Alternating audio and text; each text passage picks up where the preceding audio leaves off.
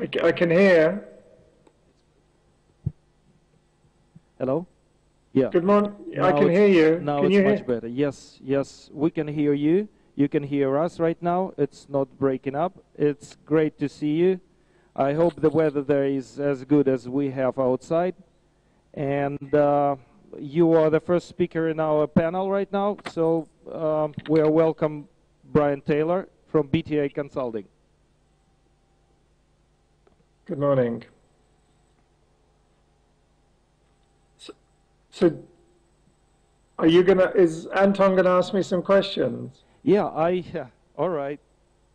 So actually, the subject of the panel is infrastructural reforms of the capital market of Ukraine, right? And I wanted to actually hear, and I think all of us want to hear more about what you think about not the like long-term perspectives of the infrastructural reforms, but on what steps do you think should be made right now, and what is the most important thing to be done right now actually to build up the market nearly from the scratch? Okay, that's a very good question. Good morning, ladies and gentlemen. I hope you can hear me and see me from sunny UK. It is in fact sunny today, which is unusual because it's been raining for almost every day. In terms of the question, what does Ukraine need to do immediately to get the infrastructure working better such that the capital markets are more successful? I would say there are 3 or 4 very, very important steps. The first step is that it must achieve legal certainty. And at the moment, the legal structure of the current capital markets of the Ukraine are not sufficiently robust. And I know the regulator, the NSSMC, is making significant steps at making such changes. But the most important thing is to achieve settlement finality and the associated title to securities and commodities that are traded in the Ukraine. And at the moment, that is not the case.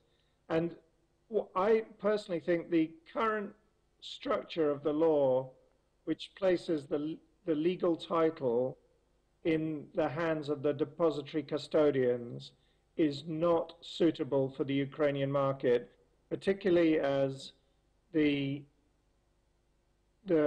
existing depository custodians are undercapitalized, and I think in the first 6 months of this year, some 40 of them became insolvent, which has the effect of disenfranchising shareholders. So in my opinion, the legal title needs to be moved to the central depository, and because the central depository would be a neutral provider of legal title and settlement services and custody services. And therefore, particularly as the 2 depositories that exist today are owned by government, the probability that there is going to be a major issue with them and they become insolvent is close to 0. So one needs to protect ownership rights. That's the first point. The second point is you need to get economies of scale into your infrastructure. And unfortunately, what you've got is the so-called horizontal model of structure within the Ukrainian market, which means that all of the individual sections of the market, i.e. the trading, the clearing, the settlement and depository and registry, are separate legal entities with no economies of scale across the total end-to-end service chain. What has been shown across the world is that the markets that are most successful, and there is one exception to this, which is the United States, where they operate in the way that the Ukrainian market is set up. But in most of the European markets, there is what's called a vertical silo with a single ownership structure across the end-to-end service, trading, clearing, settlement, depository, and registry. And the benefit of that is that you get economies of scale, which means the unit costs of the individual transactions are much lower. And a fundamental objective of a national infrastructure is to maximize liquidity at the lowest cost per transaction. And then I would say the third point that we need to achieve in the Ukraine is to merge the two depositories and the settlement center. Now, I know it may sound strange as to why we should merge the settlement center with the existing depository, but the settlement center at the moment does not actually provide central counterparty services. It just provides pre-settlement services. So clearing, it identifies the obligations of the buyer and seller, and then it effects the settlement instructions, delivering cash and securities. Now, until a CCP exists in the Ukraine, that role is should effectively be bundled into the two depositories. I know that's taking you back a bit from what you think you've developed, but it would actually get economies of scale because if you look at the balance sheets of the separate organizations, they're suboptimal. You're not lowering the costs enough. So if you bring it together, you have the chance to lower the costs. So that would be my introductory comment on the immediate steps that need to happen, but there are a lot of other steps. Ukraine's got a lot to do, but it has a lot of opportunity as well. Well, thank you very much, Brian. One question, actually, that's after we discussed it for a few minutes before the panel, we came up to one question that you probably have some opinion on.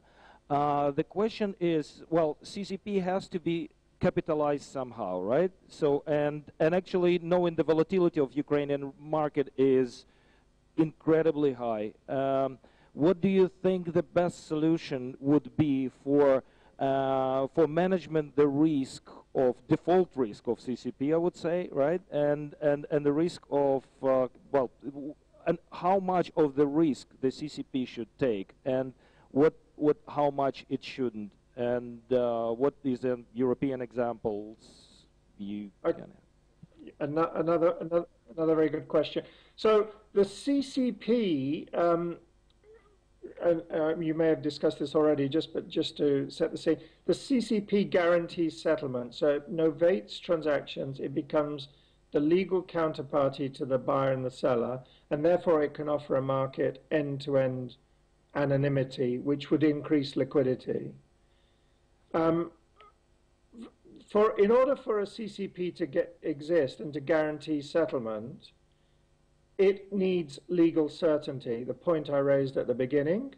So it needs an absolute certainty that when it acts as the novating counterparty and does have to intervene, it will be able to access securities or cash through margin and default funds. So if you don't have the legal certainty, the point that I applied earlier, the point I mentioned earlier, you cannot establish a CCP. So that's one of the reasons why I said you've got to, one of the immediate points is to create legal certainty. The second thing that needs to exist is you need to be able to disapply insolvency law completely. So the CCP trumps all insolvency law and has access to securities and cash of clearing members prior to the administrator of any insolvent bank or clearing member that is a party to the CCP. That needs to be in place. In terms of the question on the level of default funds that you need and whether the CCP should be contributing to those default funds and how it is going to obtain capital to support this, there are 3 or 4 key points on this.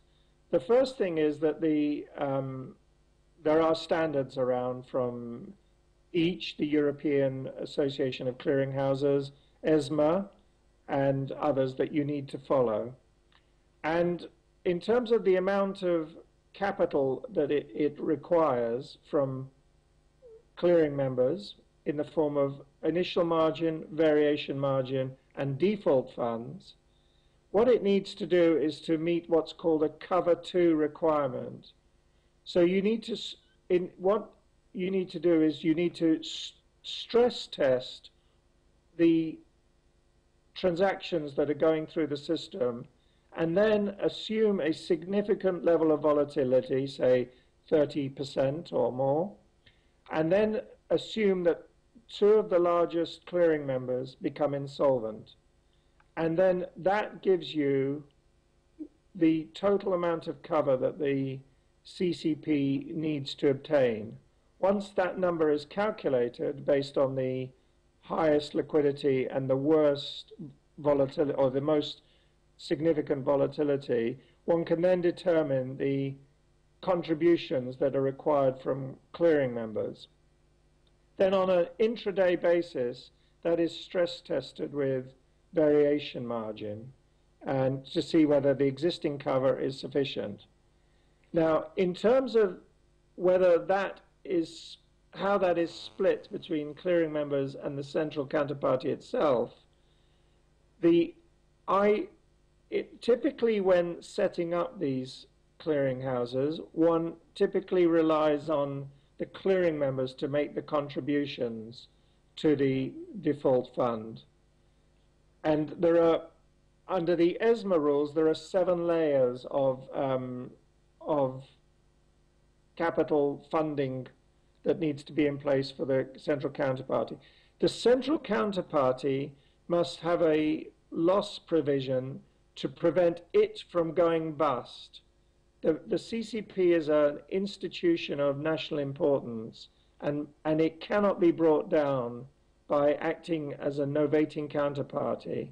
So in terms of how it's going to obtain that capital, that is a challenge. And that brings me to the final point on this issue for the Ukraine. The question is whether the Ukraine should build its own CCP or whether it should insource one, i.e. rent one. So if you look at all the new markets that were created post-MiFID in Europe, so for example, BATS, which is now the largest exchange in Europe, they didn't create their own CCP. They rented a CCP or made some CCPs BATS eligible. So they used Euro CCP, a CCP called EMCF, which is now merged with Euro CCP, LCH ClearNet, XClear, and other CCPs. They didn't go about creating their own. It's just too expensive, and a CCP, the fee that a CCP charges is so low that it needs massive economies of scale. So we are of the opinion that the Ukraine needs to rent a CCP, and it should look at a regional solution rather than recreate its your own. You cannot, you simply, I don't think you can afford to create your own. And also the time it would take to create one is significant. And if you wanted to be ESMA compliant and therefore attract business from Western Europe, you would need at least 7 or 8 million euros of capital there. And on top of that, because I'm currently setting up a CCP for some clients, the setup costs are around $7 to $8 million to get one of these things off the ground. And if you look at the balance sheets of the existing NDU, CSD, and the settlement center, that these numbers are significant compared to those balance sheets. And so therefore, my recommendation would be for the Ukraine to rent one or more CCPs, maybe one for cash markets and one for for commodity markets. And then it would lower your costs and also you would get started a lot quicker. So that would be my view. But essentially, the answer to your question is the CCP should not guarantee to the ultimate limit all transactions, because the CCP must not go bust. So it will provide a guarantee. Most of the margin will, and the default fund will come from the clearing members, and the balance would come from the capital of the CCP, but up to a limit. And it will not be guaranteed by its parent company, whoever that is. So, for example, if you were to use LCH ClearNet as just as an example, the London Stock Exchange, which is the majority owner of LCH, will not guarantee the liabilities of LCH ClearNet. Thank you very much. And if anyone has any questions to Brian before we let